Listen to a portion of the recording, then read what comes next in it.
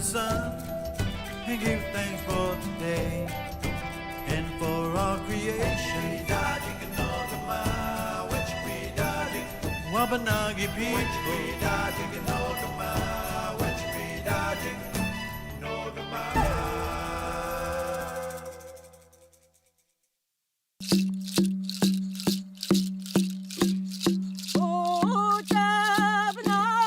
The Penobscot people have a long and rich history with their territorial homelands. They have always lived in harmony with creation.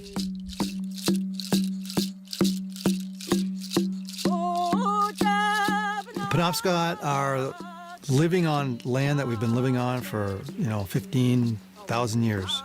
It's right smack dab in the middle of the Penobscot River, from the ocean up through the mountains and the small lakes and streams. So, through history, though, we've been confined to the islands on the Penobscot River. So at one point that was devastating to us, but in now it seems more of a stronghold. It's actually helped protect who we are.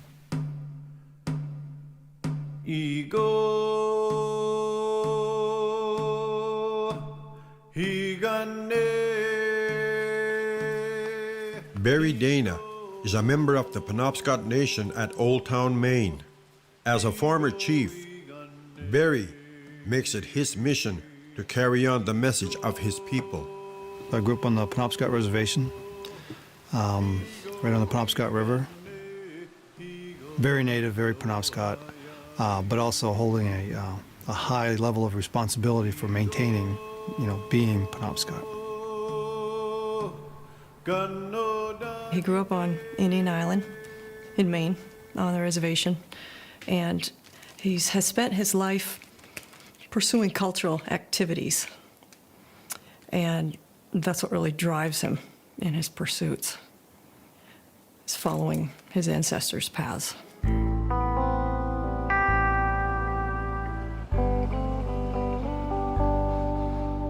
The Abbey Museum's collections comprise of objects representing 10,000 years of Native American culture and history in Maine. We have archaeological evidence of Native people living in Maine for 12,000 years, and so we have 4 communities in the state that are federally recognized today: Passamaquoddy, Penobscot, Micmac, and Maliseet, and collectively they're known as the Wabanaki. Barry Dana is also a very talented artist whose work is well known. Barry Dana's introduction into the world of art was largely influenced by his love of the land and his people.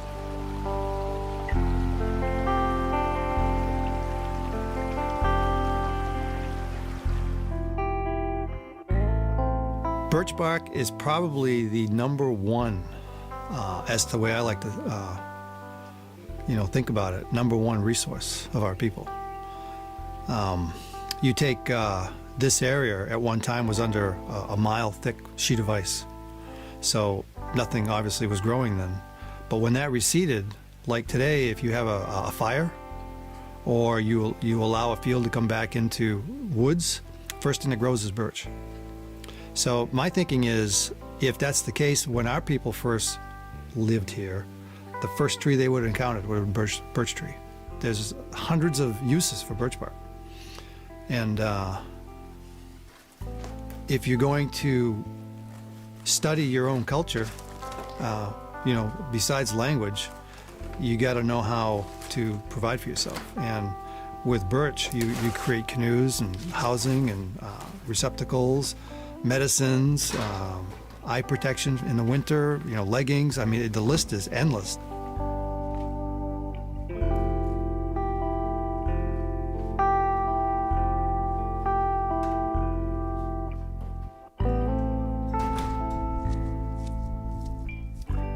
Barry does some really extraordinary work. He started making birch bark baskets and really taking his art and taking those baskets to a different level, really etching and doing the visual kind of storytelling and paint, things that he'd been doing in paint in that media, then onto the birch bark, which he continues today.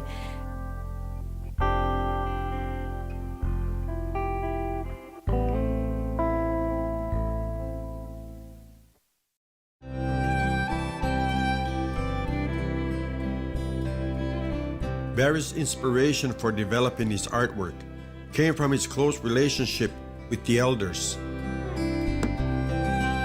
I was learning ash basketry from an elder, and I liked it. You know, I pound the ash, I gauged it, scraped it, wove a basket, and she says, "There, now you're a basket maker." I said, "Well, okay, that's cool." I got an invitation a couple of years later from the Maine Indian Basket Alliance to show my baskets.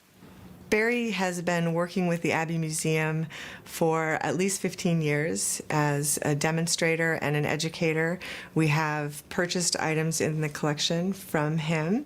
He's done workshops on how to make a small birch bark mocock and etch it, weaving it with spruce root.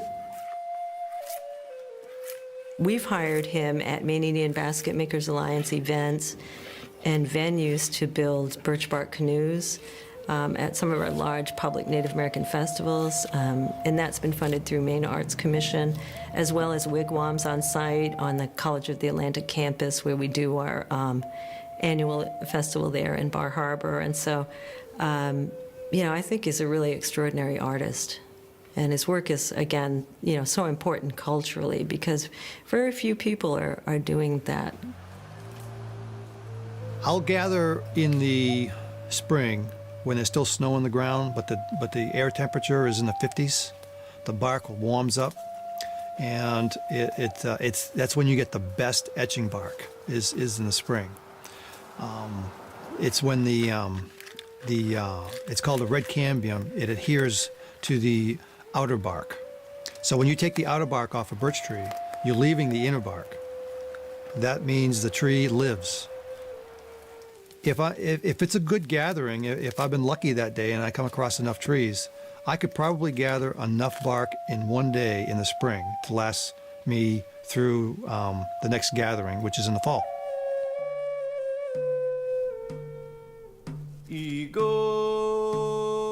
Like many other artists, when Barry works with the raw materials such as birch bark, he feels the connection with his past. It's not necessarily just doing ceremony, with feathers and things like that. Those are critical, those are important, but for me, I want it to encompass everything that we do in the course of a day, from sunrise to sunset and beyond. In the course of our life, should be considered sacred. So if we're walking a particular way in connection with the earth, that in itself is a ceremony. So whether it's the sweetgrass or the bark itself, to me, it's all sacred. So gathering the bark is as much a ceremony as smudging with an eagle feather. I'm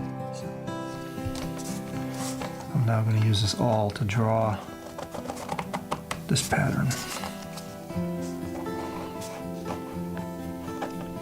Thing about a traditional basket, nothing has to be perfect. If things are perfect, then they actually become boring. Cutting with a knife, cutting bark, you can't just cut straight. You have to cut on an angle. Bark just won't cut otherwise.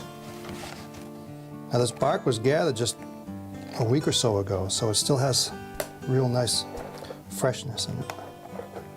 My uncle told me, when you cut that line, make sure you cut it right in half.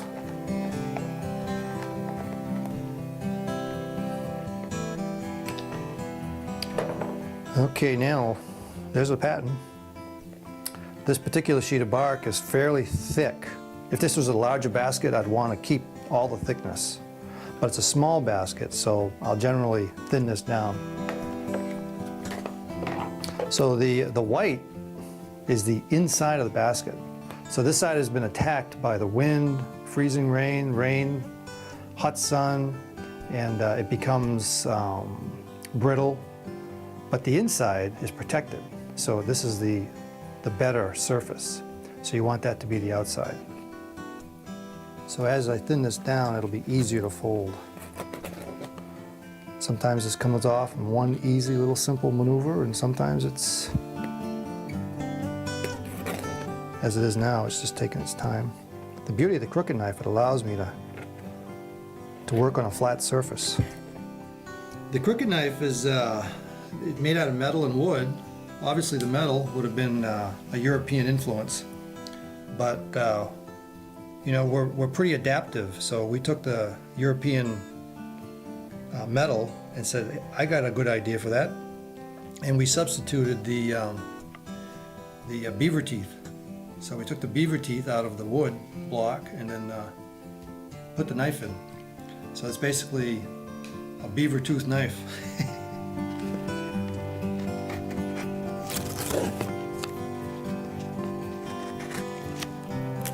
You know, I love making the basket. I don't like getting started sometimes. I'd rather be out doing other things than indoors. But once I get started, sometimes I don't know when to stop. Probably one of the things that excite me the most about working with bark, or whether I'm tanning hides or you know, calling in a moose, is you think about the ancestors. And I think when we do this stuff, when we actually with our hands touch what they touched and do what they did, we actually can tap in through our genetics and get thoughts of what they actually thought. Barry's a very spiritual person too, and then I also think maybe it depends on you know, how you feel yourself about, you know, your art and your culture and how you were raised. I think when we make our baskets, we talk about, you know, the many hands that have helped us weave. Certainly for those of us practicing these traditional art forms, we always think about the ancestors, I think. I guess I can say that his activities are very much driven by what comes from his heart culturally. He has a deep care for the Penobscot people and for the ongoing cultural activities, and, you know, making sure that they are ongoing.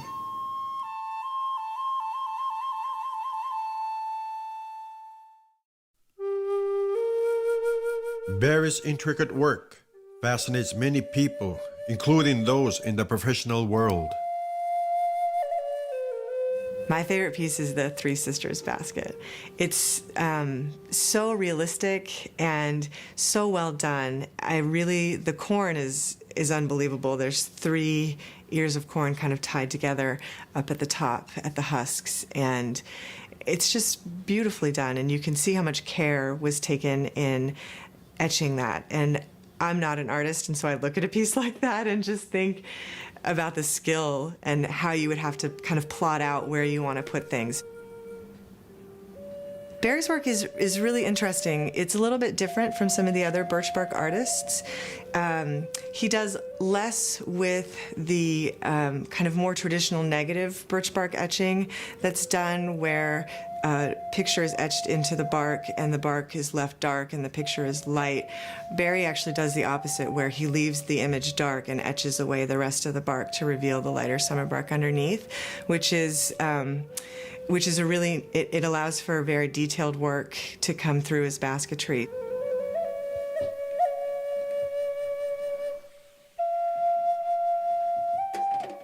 Now I'm going to put some boiling hot water on it to really soften it up. You can see it wanting to curl already. Basically what I'm doing here, I'm pushing down with my hand, and then with my left hand I'm pulling up on the bark and I'm making a nice fold on the bottom. So these holes that I'm making with these pins, they're going to be where the roots are going to go through to make sure that the roots are what's going to do all the sewing. These are just temporary. There's our basket. What next is to do the lacing with the roots, and also to put a cedar rim around it that'll maintain that nice shape.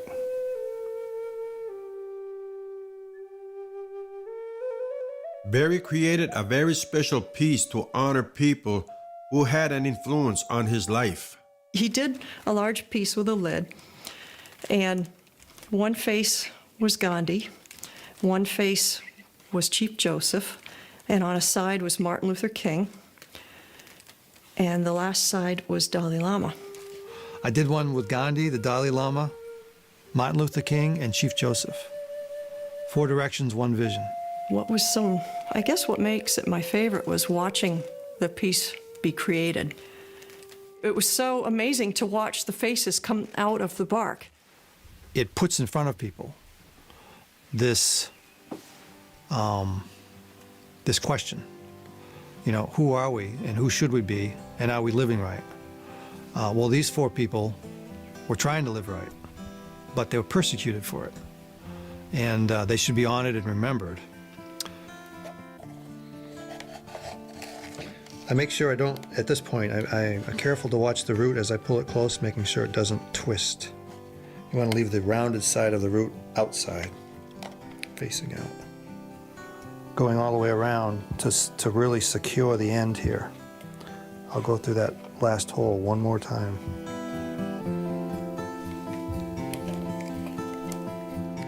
So I'm going to start etching, and with a smaller basket like this, there's just so much you can do, but you know, I want to get a sense of kind of its character, and then kind of match that up against what I'm in the mood to do anyway. So if I try to do too much, obviously it's going to be too busy and, well, maybe not quite eye-appealing. If I have no idea what I want to do, I'll start with a circle. That design I like is actually the Earth. You can kind of see oceans and continents here already, just in the natural stains that nature puts in the bark itself.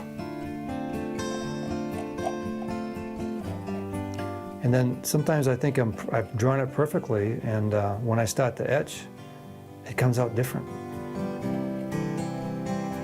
Because the bark has texture.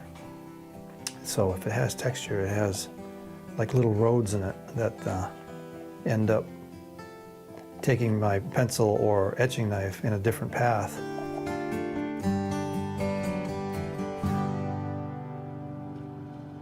Barry's intricate artwork has museums and other institutions commissioning special projects.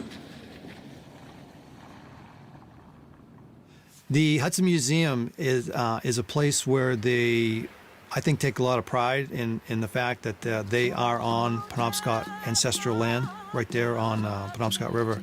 And it seems that the people there want to, through a museum mission, is to preserve the past, but they've recognized that we aren't just the past. You know, people who are alive today, we're here because of the past, but, you know, we're still viable. We're still people worth celebrating. So they contacted me and they wanted a birchbark wigwam right in their museum.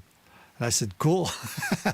Well, we built a birchbark wigwam right in the museum, and it was really interesting.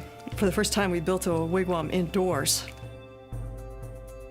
The buzz for this one was to be, you know, to help celebrate the opening of this main Indian gallery here. I think it's great that a contemporary Penobscot artist was asked to build this piece inside. Not only are the museums taking this stuff as serious and worth knowing about, and but so many people are recognizing that, you know, maybe we should pay attention to that type of stuff. Yeah, we're not going to live in a birchbark wigwam today, but the values and the lessons that you learn from that, that's what I sensed. A lot of people had one woman practically in tears. She goes, I can't believe you're doing this. This is just amazing. So the only way to etch this winter bark off the basket is to get it wet first before I start etching. And then it's just a matter of taking off what is not your final subject.